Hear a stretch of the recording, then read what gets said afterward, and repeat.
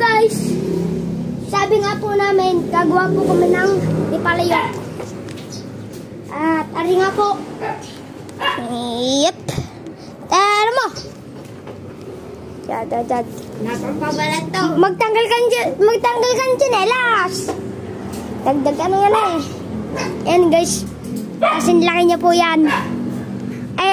Mas malaki pa po yan.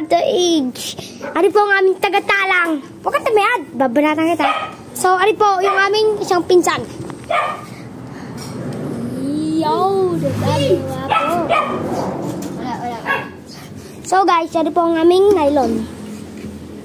Sobrang dami po niyan. So guys, papalipad po kami mamaya. At papabalatan na lang po ang aming mga langgola. So guys, dito bababla?